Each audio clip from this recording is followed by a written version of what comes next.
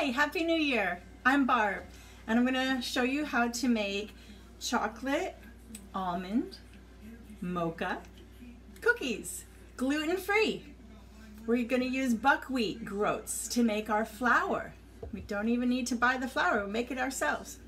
So if you've ever worked with buckwheat groats, they're hard, little, I call them hearts. They kind of look like hearts. I don't know if you can see those. If you look real closely, you can see the little heart shape. But they're little seeds. It's actually a seed, buckwheat, even though it sounds like it's a wheat. But it's a seed and it has packed with protein. So it's great for gluten-free cooking. It's very substantial. So this recipe I'm going to cook in half because I already put half in the oven. I wanted to show you how they look when they come out. So everything I say, I'm going to make sure you know that's half. So the recipe calls for 1 whole cup of buckwheat groats, which will be a flour, a buckwheat flour. So you'd fill up the whole cup and, you know, put it in your blender or your, I have a Vitamix, but you just blend it. You just really blend it to a nice flour.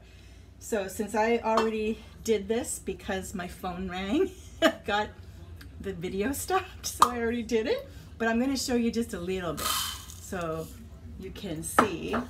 Just this is going to be, if you're doing a full recipe, a full cup. So you pour it into your blender. It's the same. Wow, that 10 minutes went fast. Let me check on the cookies.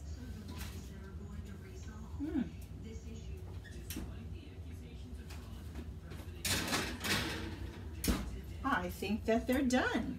You see the little brown around the bottom. So this is what we're making. Chocolate mocha gluten-free cookies. Okay, oh, they smell good. So we'll taste it once they cool down.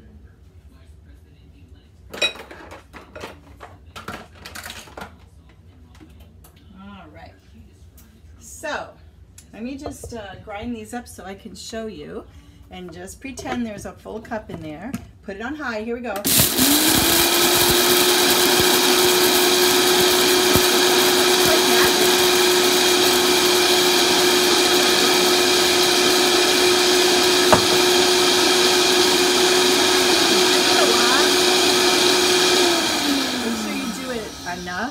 Because buckwheat groats are very hard and you don't want to bite into one.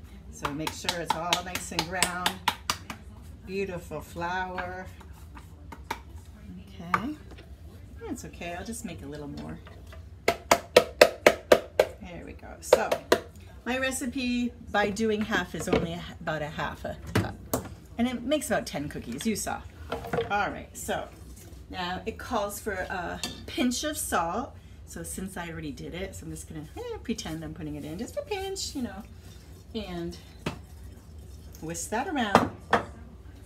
Then it calls for, the whole recipe calls for a ½ teaspoon, that's the little one, ½ teaspoon of baking soda. This is a generic brand, mostly it's, you know, what's that one?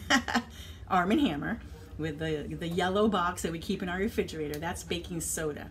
So I'm doing only a ¼ teaspoon because I'm halving the recipe, but do a half if you're doing the whole recipe.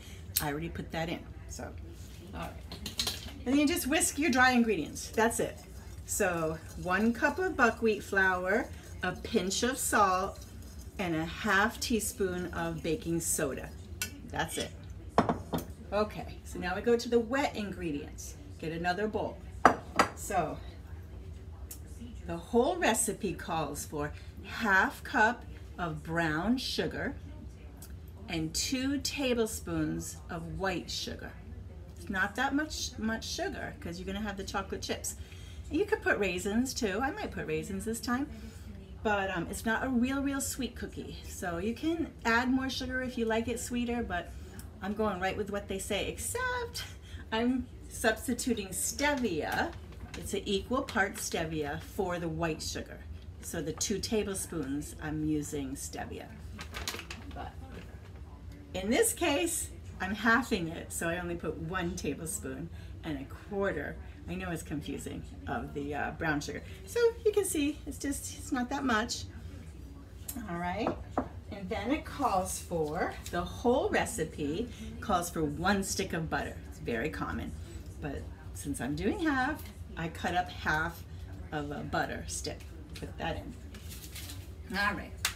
Then we take a hand mixer and mix that up.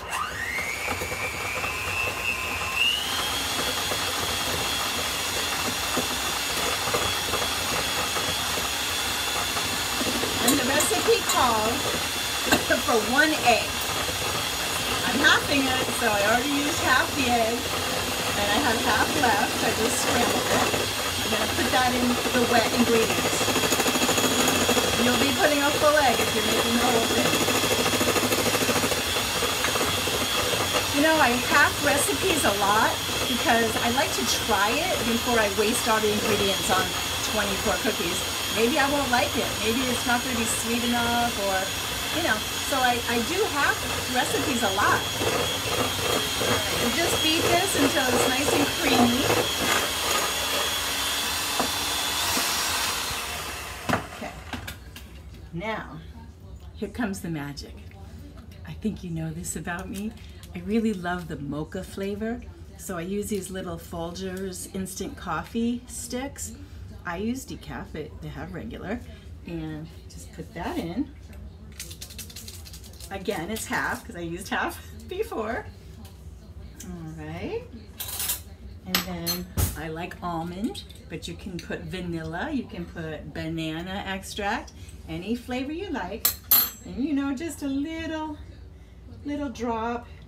Never calls for that much extract. Okay. Egg in there. And then you stir in your chocolate chips. The whole recipe calls for 1 cup of baking chocolate chips. You can use dark chocolate, you can use milk chocolate. I'm going to use milk chocolate because my husband's going to eat these. So since I'm doing half, I do half a cup.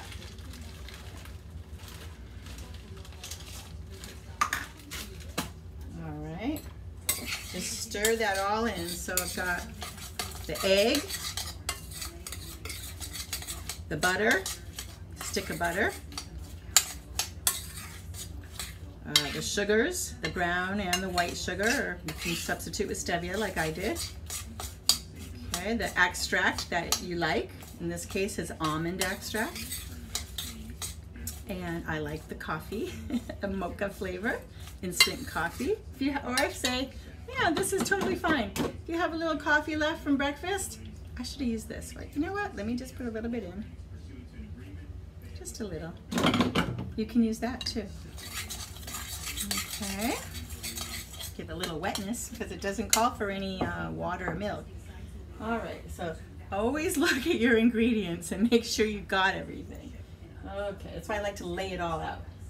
Okay, everything's in. So here we have a wet bowl here and a dry bowl here.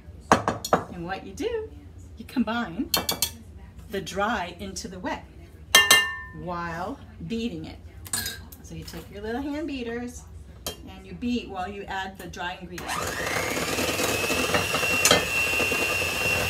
Now if you have one of those fancy KitchenAid mixers, great. Just, you know how you just throw it all in. But I'm kind of old-fashioned. Hand mixer works great. Mix it all up. You're gonna get like a nice cookie dough. It's not gonna be wet. It's gonna be at the consistency you can form it. Oh yeah, sticks to your beaters. And you just hold them up and let it fly. I love this part. All right. Good. Thank you very much, beaters. And you have a nice, pliable, you know, cookie dough. You remember those doughs when they're, you know, in the freezer? You take out that freezer dough. That's the consistency you want. Okay, so there's a little trick to these. The best working cookie dough is cold. So we take this and put a plastic wrap over it, but I had this little plastic bag. I don't want to waste it. I got some vegetables in it. So put it over the bowl and preferably tie it, with a little red tie.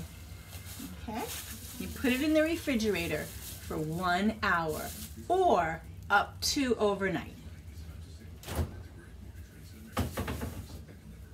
So I did mine for 1 hour and it worked great. It was, I actually cheated. I put it in the freezer for a little bit just to really get it cold, and it worked great. So I've never tried these before. So, and I always line my sheet with foil, just in case if you're cooking for someone that's gluten-free, and just say you use your cookie sheet for something with flour, like a pizza or something. You don't want to chance it. You just put a nice liner of foil, all right, or parchment paper. So here's the cookie. Okay, can you see that? I can smell the mocha. Okay, very important. You cook 375 for 10 minutes. Okay, so let me open it up for you. Ooh, yeah, it's nice. Wow, that is really light. I didn't think it was going to be so light and kind of fluffy. Crunchy on the bottom. I love that. Crunchy on the bottom, but kind of nice and light in the middle. Just sweet enough. And I think it would be great with raisins. But I taste the mocha, I taste the almond, of course the chocolate chips.